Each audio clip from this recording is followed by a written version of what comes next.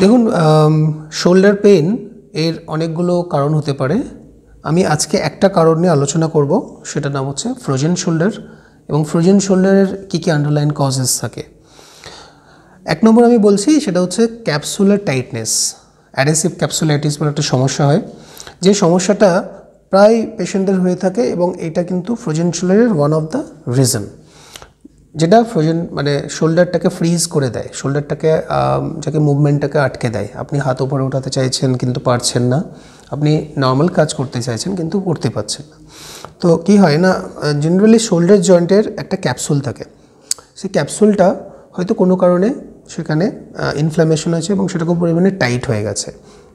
এই adhesive ক্যাপসুলাইটিসটার main যে কজেসগুলো কী কী কেন হয়, কারণ হচ্ছে নাম্বার ওয়ান হচ্ছে ইনঅ্যাক্টিভিটি।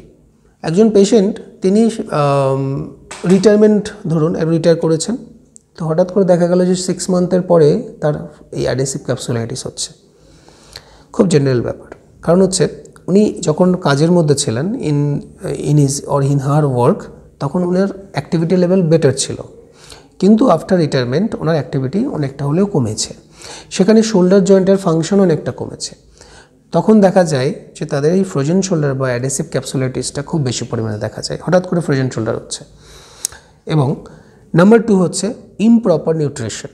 অনেক সময় যদি নিউট্রিশনের অ্যামাউন্ট ভালো না থাকে, যদি খাওয়া দাওয়া ঠিক মতো না হয়, প্রপার টাইমে না হয়, ক্যালসিয়াম ইনটেক ভালো না হয়, সেখানে কিন্তু আস্তে আস্তে এই অসুবিধাটা হতে পারে। নাম্বার থ্রি, কোনো পুরনো চোট, কোনো ইনজুরিজ যদি থেকে যায়, ধরুন আজ থেকে 5 বছর আগে বা 3 বছর আগে কোনোভাবে ওখানে কোনো একটা হয়তো টিয়ার হয়েছে, মেবি হয়তো মাসেল টিয়ার হয়েছিল অন্য একটা মাসেলে, কিন্তু সেখান থেকেও কিন্তু আস্তে আস্তে ক্যাপসুলটাকেও অ্যাফেক্ট করে, সেটা পরে গিয়ে ক্যাপসুলার টাইটনেস হতে পারে কোনো স্পোর্টস ইনজুরি, হতে পারে কোনো ডেলি লাইফ ইনজুরি, বা কোনো হয়তো অ্যাক্সিডেন্টাল ইনজুরি হতে পারে, সেখান থেকে কিন্তু এই ক্যাপসুলার টাইটনেস আসে বা অ্যাডহেসিভ ক্যাপসুলাইটিস হতে পারে। যদি সুগার থাকে, কারো ডায়াবেটিস থাকে, ডায়াবেটিস হচ্ছে ওয়ান অফ দ্য রিজন যেখানে এই ক্যাপসুলার টাইটনেসটা তৈরি হতে পারে, বিকজ অফ মাসেলের হেলথ আস্তে আস্তে কমতে থাকে, সেটার কারণে অ্যাবজর্পশন অফ ক্যালসিয়াম কমে যায়, সেটার কারণে।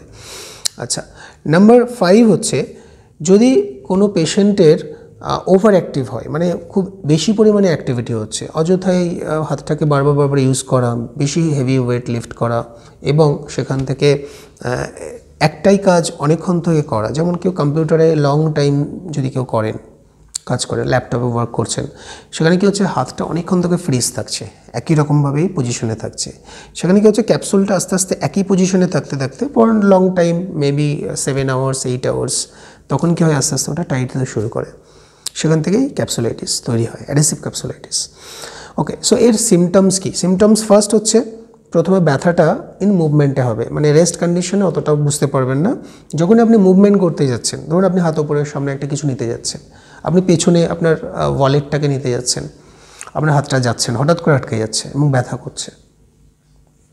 নেক্সট, আপনি রাত্রিবেলা ঘুমাচ্ছেন, হঠাৎ করে আপনি টার্ন নিতে যাচ্ছেন একটা সাইড থেকে অন্য সাইডে, যে জায়গায় আপনার সমস্যাটা আছে, যখনই আপনি ওর উপর প্রেশার ক্রিয়েট করছেন এবং ওটা কোনোভাবে প্রেশারাইজড হচ্ছে, তখন কিন্তু ব্যথা হতে পারে।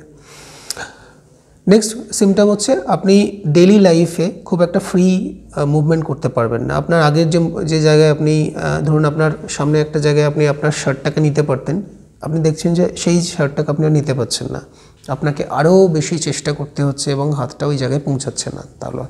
তাহলে কী হচ্ছে, ওই জায়গাতে একটা আটকে যাচ্ছে, মনে হচ্ছে একটা ফ্রিজিং কন্ডিশন তৈরি হচ্ছে। এই সিমটমসগুলো ডেইলি বেসিসে আপনি দেখতে পাবেন।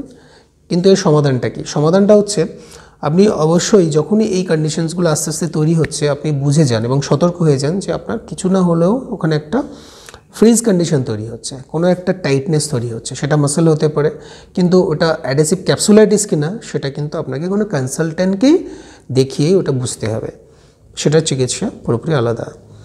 তাহলে আপনি একজন অর্থোপেডিকে কনসাল্ট করতে পারেন, একজন ফিজিওথেরাপিস্টকে কনসাল্ট করতে পারেন। আপনি দেখুন যে আপনার জয়েন্ট মানে রেঞ্জ অফ মোশন, আপনার মোশনটা কতটা গিয়ে আটকাচ্ছে, কত পর্যন্ত সেটা ফ্রি মুভ করছে।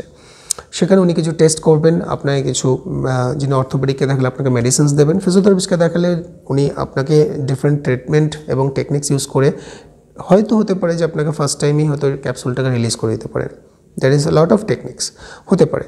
আপনাকে কিছু এক্সারসাইজেস প্রোভাইড করবেন যে জায়গাগুলোকে আপনার, যে এক্সারসাইজগুলো করলে আপনার যে জয়েন্টের হেলথ এবং আপনার মাসেলের হেলথ আস্তে আস্তে ইমপ্রুভ করতে শুরু করবে। দেখুন আলটিমেটলি আপনার মাসেলের যে হেলথ এবং স্ট্রেংথ সেটা যদি ভালো না হয়, আপনার ক্যাপসুলের ওপর স্ট্রেসটা কিন্তু বাড়তেই থাকবে। আপনি যখনই কোনো কাজ করতে চাইছেন, আপনার মাসেল কোনো যদি অ্যাক্টিভ ভালো না হয়, স্ট্রেংথ ভালো না হয়, পুরো প্রেশারটা ওই ক্যাপসুলের ওপর গিয়ে পড়ে, তখন আপনার ব্যথা হবে। সেজন্য মাসেলের হেলথ বেটার করা খুব ইম্পর্টেন্ট, নাম্বার 1। নাম্বার 2 হচ্ছে আপনার যে জয়েন্টে যে ক্যাপসুলটা আছে সেটাকে আস্তে আস্তে মোবাইল করা, তাকে ফ্রি করা। সেগুলো মোবিলাইজেশন টেকনিক্স আছে, মুলিগানস আছে, অস্টিওপ্যাথিক মোবিলাইজেশনস আছে, সেগুলো কিন্তু আপনি যদি একজন ফিজিওথেরাপিস্টকে কনসাল্ট করেন, উনি কিন্তু সেগুলো আপনাকে অ্যাপ্লাই করে আপনার কিন্তু এই প্রবলেমটাকে সলভ করতে পারেন। আচ্ছা, নেক্সট হচ্ছে আপনি কিভাবে থাকবেন সারাদিনে। আপনার এই পশ্চারাল গাইডেন্স খুব ইম্পর্টেন্ট। আপনি অযথাই কিন্তু ভারী জিনিস তুলবেন না, কোনো কিছু জোরে টানাটানি করবেন না, যেখানে আপনার প্রেশারটা আরও বাড়ছে, ক্যাপসুলের টাইটনেস আরও বেশি বেড়ে যেতে পারে। তাতে যদি পেন লেভেল খুব বেশি থাকে, অবশ্যই মেডিসিনস নিন, অর্থোপেডিক কনসাল্ট করুন। আপনার মেডিসিনসও দরকার পড়বে, পাশাপাশি এক্সারসাইজও ফলো করতে হবে এবং আপনাকে আপনার নিউট্রিশনটা ভালো রাখতে হবে। যদি আপনি আপনার ডেইলি লাইফকে ভালো রাখেন, আপনার পশ্চারাল গাইডলাইন্স ভালো রাখেন, তাহলে কিন্তু আস্তে আস্তে এটা থেকে রিকভারি খুব তাড়াতাড়ি হয়ে যায় এবং আপনি কিন্তু আগের আপনার জীবনে ফিরে যেতে পারেন। ওকে, সো আজকের এই ভিডিওটা এই পর্যন্তই। আশা করি এর নেক্সট যে ভিডিওটা আপনাদের কাছে খুব তাড়াতাড়ি উপস্থিত হবো নিয়ে। নমস্কার, ভালো থাকবেন।